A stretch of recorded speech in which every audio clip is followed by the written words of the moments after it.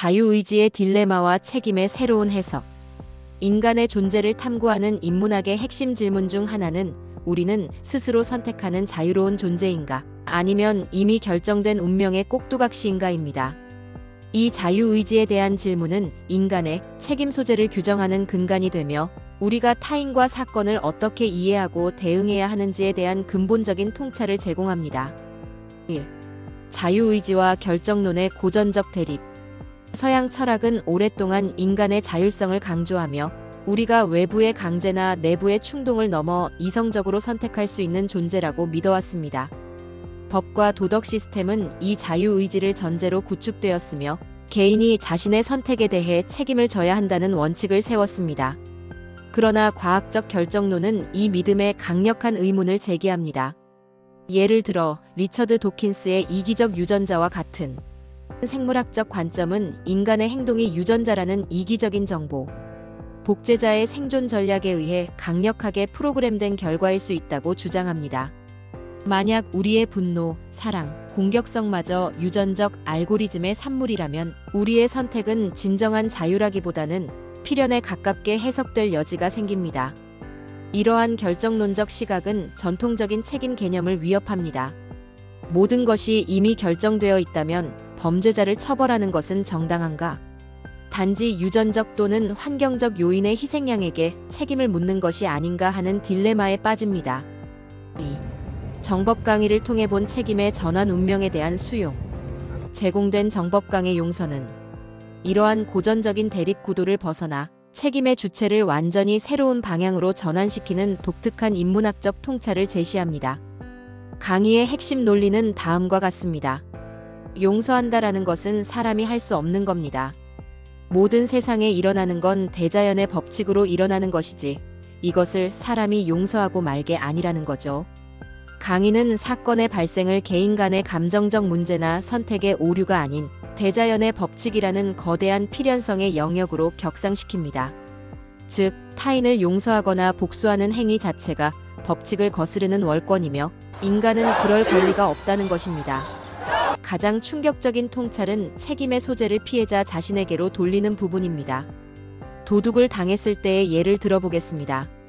훔쳐갔다고 도둑을 원망합니다. 그러나 정법적 시각에서 보면 도둑이 아닌 도둑을 당한 사람이 도둑질을 한 사람보다 마음이 더 아픕니다. 대자연의 법칙 3대 7의 법칙으로 입각해서 보면 마음이 더 아픈 사람이 7의 잘못이 있고 덜 아픈 사람이 3의 잘못이 있습니다. 내가 잘못을 했으면 나를 돌아보고 내 모순을 잡는 공부를 해야지 상대의 잘못이라며 그 잘못을 용서한다라고 하면 안 된다는 거죠. 누군가에게 피해를 당해 고통받는 상황이 발생했을 때 강의는 그 사건을 나 자신에게 공부를 시키려는 대자연의 결과로 해석합니다. 고통을 겪는 사람이 바로 자신의 삶을 통해 무언가를 깨우쳐야 할 환자이자 죄인이며 외부의 가해자를 탓하거나 용서할 것이 아니라 내가 왜 이 아픔을 겪게 되었는지에 대한 자신의 잘못과 부족함을 찾아 뉘우칠 책임이 있다는 것입니다. 이것은 기존의 윤리 체계와는 상반되는 운명 필연에 대한 수용으로서의 책임론입니다. 타인을 심판할 권리를 포기하고 일어난 사건을 통해 스스로의 영적 성숙을 이루라는 고도의 내면적 요구입니다. 3. 인문학적 성숙 용서와 복수를 넘어선 자리. 강의는 또한 용서와 복수를 감정적으로 집착하는 행위로 규정하며 결국 그 집착이 자신에게 부메랑처럼 돌아와 더 큰 고통을 안긴다고 경고합니다. 교통사고 난 사람이 또 당하고 사기당한 사람이 또 당하는 현실은 첫 번째 사건을 통해 깨달음을 얻지 못했기 때문에 또 온다는 대자연의 예고장으로 해석됩니다. 인문학적 관점에서 이 메시지의 의미는 깊습니다. 우리는 유전이나 환경, 사회 구조라는 거대한 결정론적 힘을 완전히 벗어날 수 없습니다.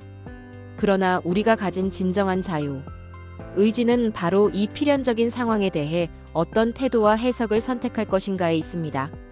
타인을 용서하거나 복수하며 외부를 향한 감정적 소모를 선택할 수도 있지만 이 강의가 제시하는 것처럼 닥쳐온 고난을 자신의 부족함을 깨닫고 성장하기 위한 필연적인 기회로 받아들이는 내면적 선택이야말로 인간 의식이 발휘할 수 있는 최고의 정신적 자유입니다. 결론적으로 이 통찰은 인간에게 타인에 대한 심판자나 구원자가 되려 하지 말고 오직 자신의 삶에 대한 성찰자가 되라는 근원적인 책임을 부여합니다.